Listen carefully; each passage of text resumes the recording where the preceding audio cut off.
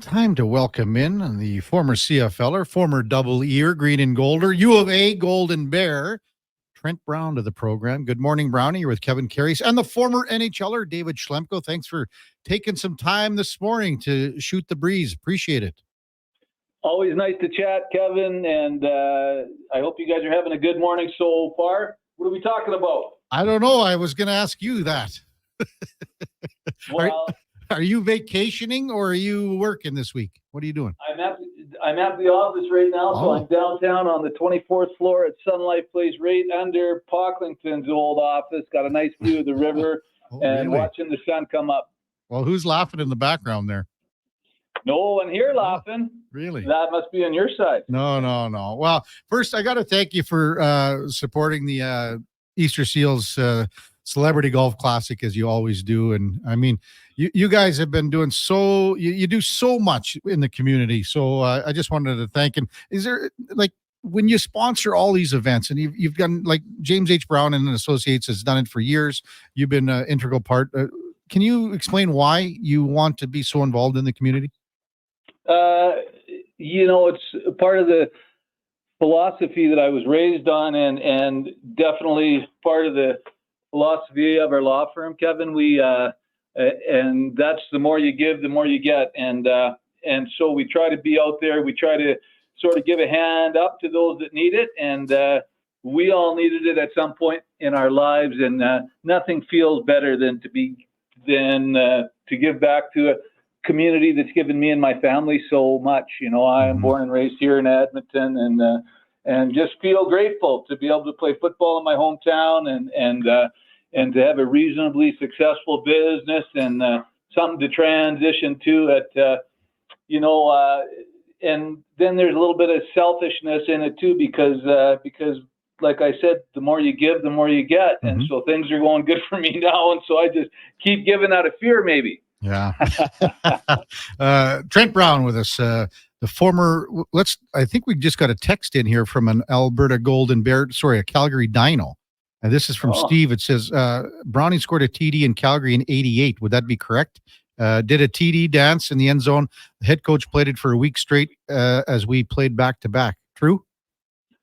Yeah, so we struggled with offense back in the 80s, and as you know, I was a defensive back, but we needed some offense, and so Gino Fracas was coaching our offense at that time and watched me return some kicks, and so he said to Jimmy Don Levy, he said, we got to get Brownie in the offense, and they stuck me in there for one play, and Jeff Steinberg just threw a deep ball on an out and go and scored the tying touchdown, and then we had a really good defense but no offense, so we stopped them again, and then they made the mistake of kicking the ball to me, and I ran that one back and ended up being the offensive and defensive player of that game. The first time that we beat the Dinos, they had good teams back then, and so it was the only time that we came out on the winning side of that, and it's nice to look back and remember that game, but Bobby Torrance and those guys beat us more than we beat them. Just like the Stampeders did when I played for the Green and Gold back in the 90s. They had Flutie and Sapunjus and Pitts. And so we were lucky to win in 93 when we won the Grey Cup. And I don't know if you remember that game, but and in the Western final, it was like -40. And Flutie froze up a little bit. And we sort of knew that we were going to win the Grey Cup once we beat Calgary in the Western final, because Dunnigan was hurt. Yeah. And so Sammy Garza was Winnipeg's starting quarterback. And the celebrations were on after we beat Calgary in the Western final. But it was cold, bro. Yeah. Cold day. Trent Brown with us on Sports 1440. So, I mean, you're one of the guys in town that has the Double E, stamped on their chest, on their heart. So, how tough has it been for you, Brownie, to watch what's happened in the last several years with this organization? Oh, boy. It's been very difficult. So not only did I play, I grew up watching that team. My uncle played, my great uncle played, watched that team all through the 80s, winning Grey Cups, played on some pretty good teams, played in a couple Grey Cups. And to watch what's happened has been very difficult, because I'm not only an alumni, I'm a corporate sponsor, season ticket holder, shareholder. I became a shareholder because I wanted to be part of the solution. But, then I realized that the shareholders really are left out in the dark here in this, in the system that they have. But it's been hard. It's been real hard. It's been hard because watching them make poor decision after poor decision after poor decision, and really hire and fire guys and pay them, and then the team losing. You can't blame the fans. It's been a gong show, and it's no one sadder than me. I stayed loyal to this team. I told them when COVID hit that they had no fear about me leaving, that I was going to continue to support the team. Twice this year, I've rented patio suites and brought 100 people. I donate my suite on the 50-yard line to youth groups, the James H. Brown Champion Suite, we call it, and I give that away at every game to local youth groups that may not get a chance to play. But no, it's like I still go to games, and it's hard. It's hard. 10 years ago, they had 62,000 fans in that same stadium watching a team win, right? Like 2009, I think. So a little bit more than 10 years. They had record attendance there. And one of the hardest things to watch for me is the lack of accountability on the board level and the higher ups, that keep picking people to run the team and then firing them and making poor decisions. There's been a lack of meaningful consultation with stakeholders, and I'm definitely a stakeholder, also with the alumni. And I'll just give you an example, if you don't mind me ranting here for a minute. Yeah. But here is an example. So they are thinking about hiring Chris Jones, right? And so I look around at our alumni group. There's guys that have played with them. There are guys that have coached with them. There are guys that have played for him, is what I meant to say, coached with him. Did anybody ever get a phone call? Hey, what do you think of this guy? Hey, no. It's there's a lack of diversity of thought on that board, and there's a lack of diversity in a lot of ways. But those guys sit around a room. They don't really know much about football, and they don't have a lot of guys that run businesses there, and they don't consult guys that do. And look at the history of the team. This team was managed by a board that did things like bought and sold the Trappers, made really smart decisions, and made a soft landing pad for the team, and generated like a little bit of wealth, $10 to $15 million there. That the guys that are on the current board that have been there for more than 2 years have.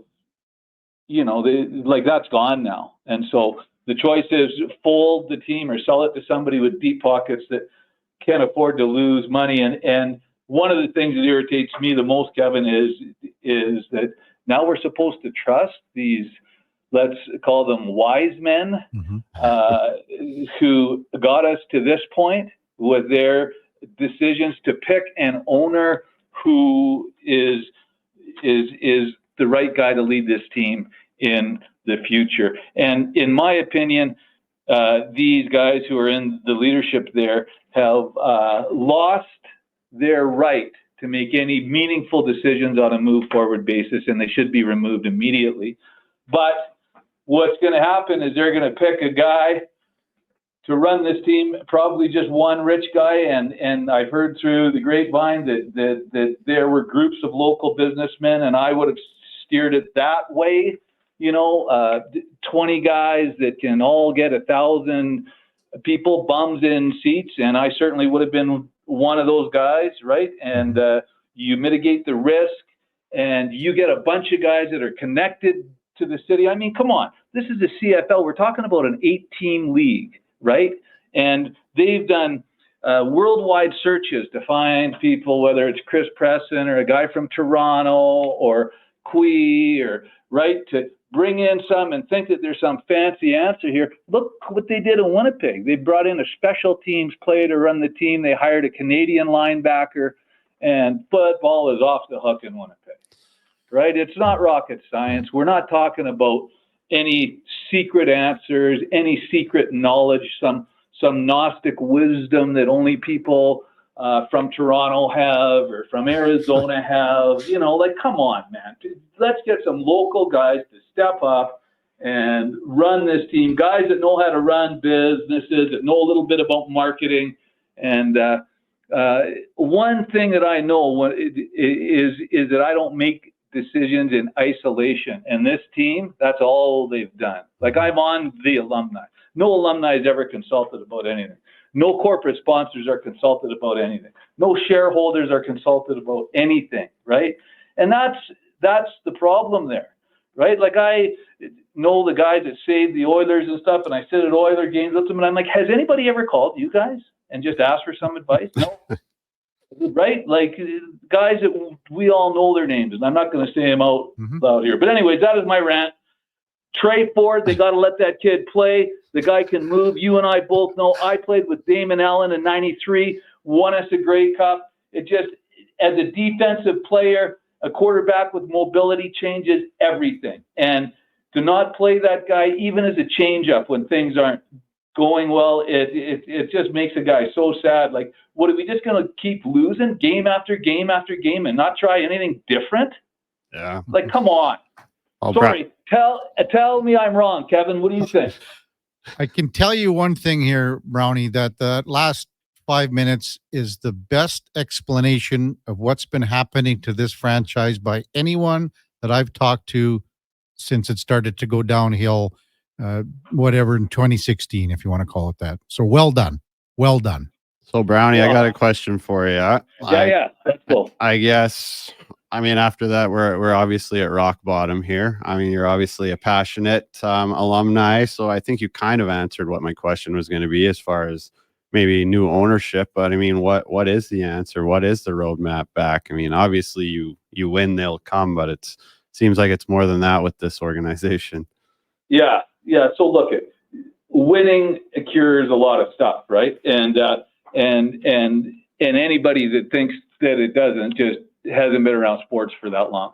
There's a lot of coaches that say it's not about winning, it's about having fun. Well, I always say there ain't no fun like winning. Fair because point. That's fun. And you have been to hockey games, you've been to football games, you guys have both been to lots of games. And when you win the game, when you come back and you win on a last play, a last goal, a last drive, when you lay a thumping on a team, when you got guys out there scoring touchdowns and doing flips, it's a lot of fun.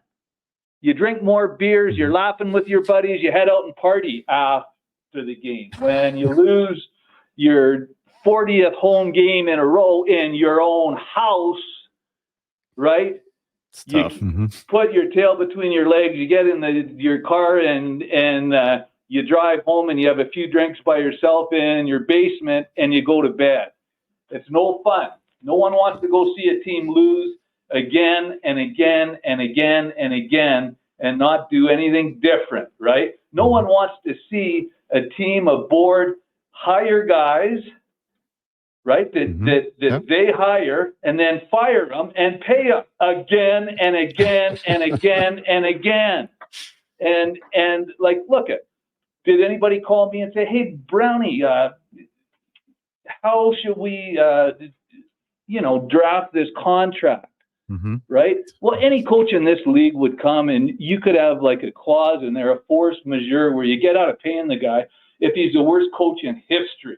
Look, if you lose every game for your first 8 games, we can fire you and we don't got to pay you. And anybody would sign that, right? All of my lawyers work on performance contracts, right? Like, if you can't come to work and if you're the worst lawyer ever, like, I don't got to pay you for 3 years. Like, that's ridiculous. Like, who is signing these kind of contracts? It's the CFL. Like, if you're Connor McDavid, you might get a guaranteed contract. But come on. Like, these guys, and like the CFL, like I said, it's not rocket science. They recycle the same old sort of crews and they're around, right? Let's have some creativity. Let's bring in guys here that haven't coached here before. Let's have some new guys calling the shots.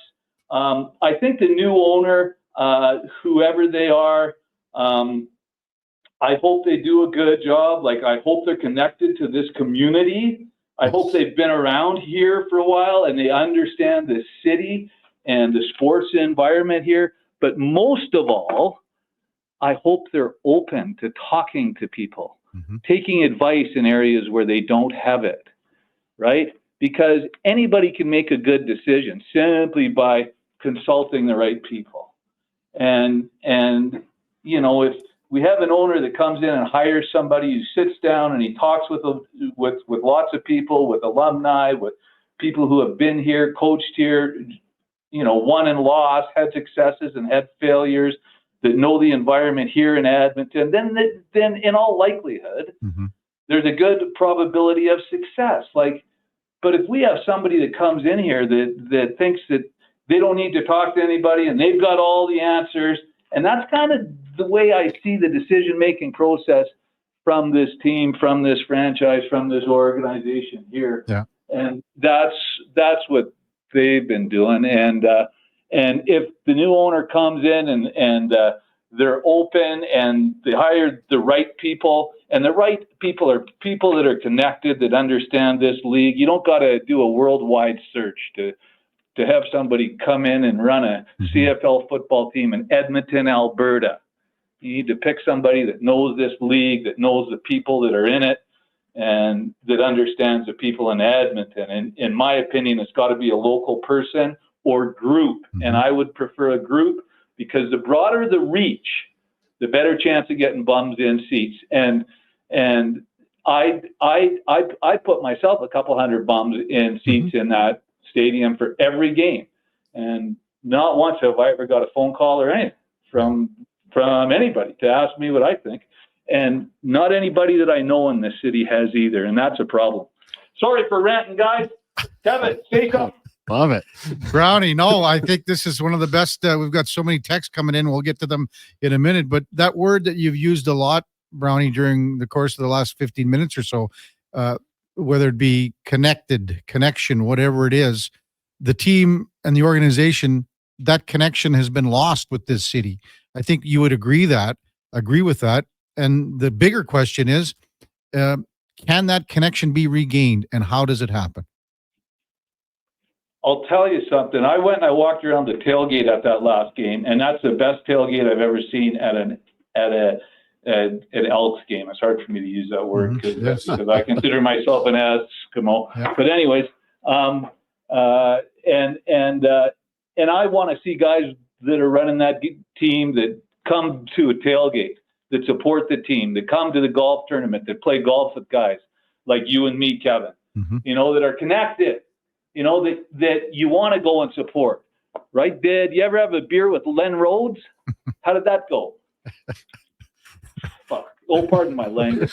But come on. Come on, Matt. Yeah. You know, like, we had a chair on that board, and I asked for a meeting with all of the alumni, and he comes to our locker room, and I ask him, do you got any idea who I am? No. Oh, man.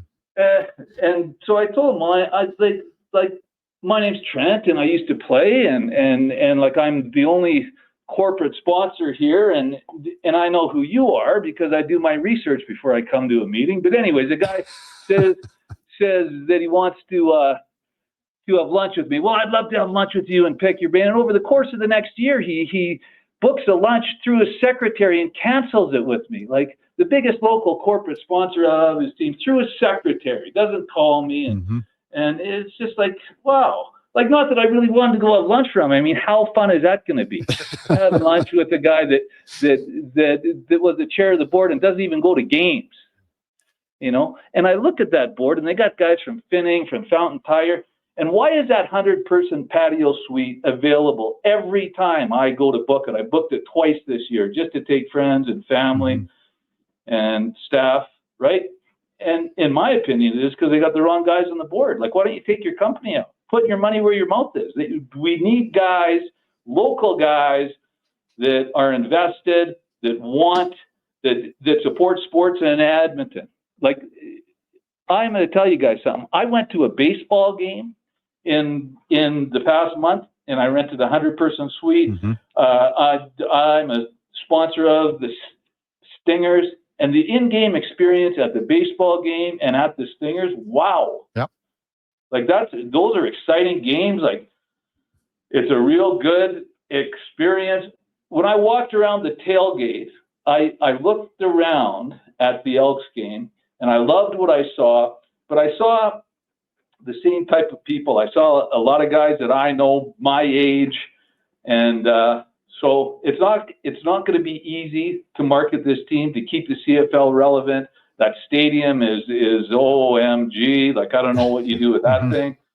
And but you know, it's not the best stadium to watch football, but on a nice Sunday, when you're in that stadium, and you've got, like, I don't know what they would have had. They probably had 10,000 fans at that game. And, you know, you lose to one of the worst teams. And finally, the crowd's got to tell the team what to do. Eh?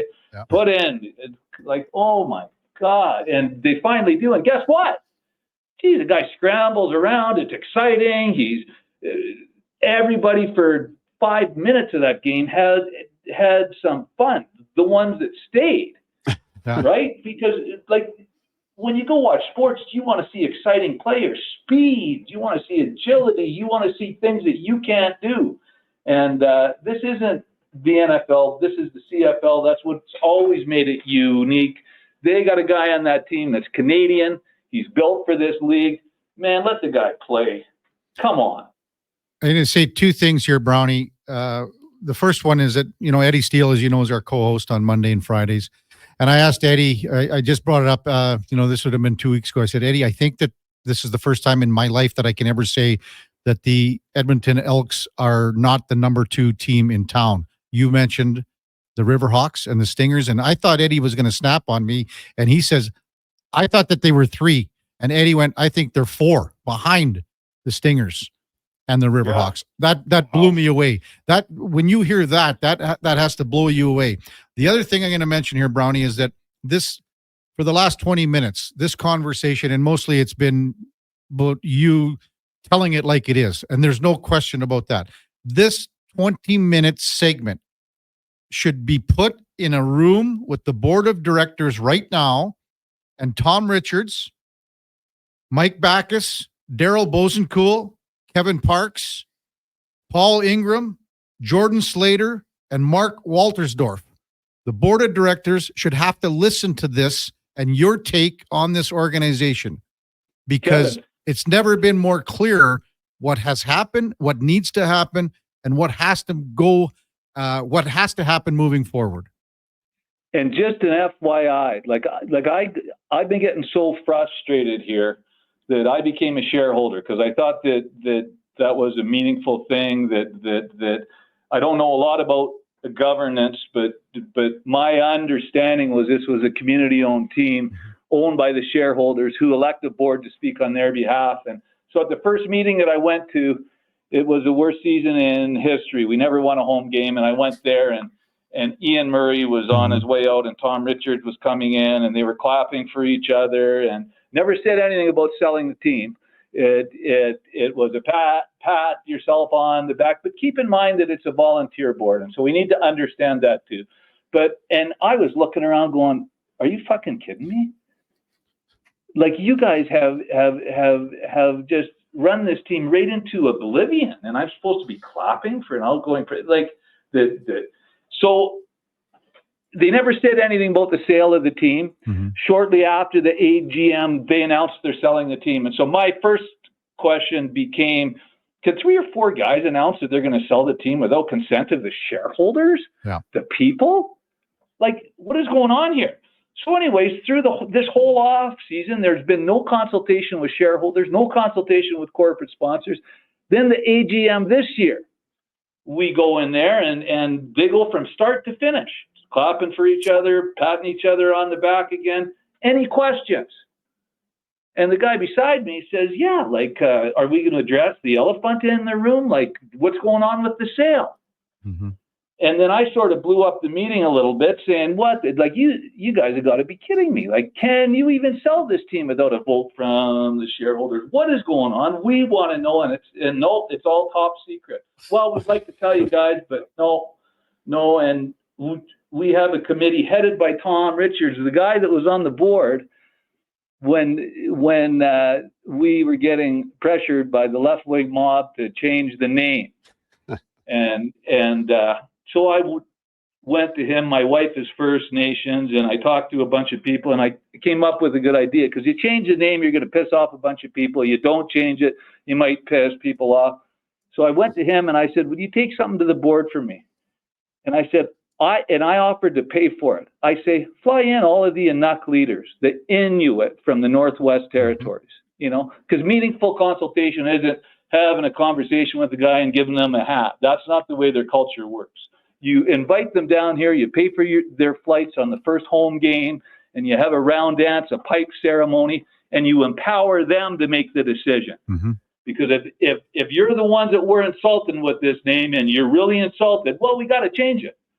But if you're not, and you wear it as a badge of honor, like I did when I played, like every Inuk leaders told me that they see it as a badge of honor, and they make the decision to keep it, what's anybody going to say? Yeah. Love And that. I offered to pay, and Richards wouldn't even take it to the board. Wow. So anyway, so here we are, a lot of pissed off people, right? Because it's a lose-lose situation. You change the name, you're going to piss a bunch of people off that don't think, right? Mm-hmm. But it's easily decided from the guy that runs a business that knows that a lose-lose situation isn't good. Can we flip this somehow and make it a win-win? Yeah. And thought about a solution, right? Solution focused. That's what we need. And that's why I can bitch now, because I used to not want to bitch. I used to say, I'm going to become a shareholder. I'm going to support this team. I'm going to buy hundreds and thousands of tickets and be part of a solution. And all I find is that they don't want me. This team, nobody wants to talk to me. Nobody wants to hear from me. They're too smart for me. And so here we are, Kevin. You know, all of these wise men that think they got all of the answers, losing what? This year, $4 or $5 million a year. This year, right? yeah, they'll lose over between 4 and 5. It was 3.9 the year before, 3.3 the year before that. And so go find a guy with real deep pockets, and like I just hope that they find the right guy, the right group that's connected, that talks to people like you, that lived in this town for an awful long time, covered sports, knows the people in this town, and out in the community, supporting the community, Kevin. Mm-hmm. I love what you're doing, and you thanked me about that golf tournament. That's one of the best golf tournaments around. It has been for a long time, and I love going to it because I love you. I love the people that support sports in Edmonton, and it's always a good time. And I'm sorry that I missed it this year. I sent my team out there, and I heard they did real good. You know me. There's no fun like winning, bro. Yeah, they won, and we aren't here to lose. Yeah, exactly. Come on, man. Oh. Let's get this thing turned around. I'm an optimist. For all the bitching I've done, how long does it take to turn this team around? Oh, I think we might have just lost Brownie.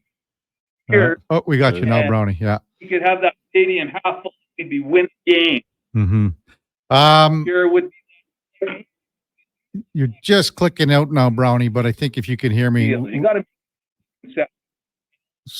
Yeah, I think Brownie's just clicking out. So, what do you got, Duke? Yeah, we'll have to. We were probably getting close to wrapping that up as well. Duke's just on the horn with Trent Brown, the former Double Eer, former Green and Golder. You know, as he says, you know, that there isn't one player. There is not one player that when you are at a banquet, you are wherever, they do not want to be called a former Elk. No, they do not want to be called that. That's just. That's 100%. Great. I mean, Trent, we have so many texts right now. Right now, Al says as a season ticket holder, this is the best Elks rant ever I've heard in a long time. It's exactly how the fan base feels.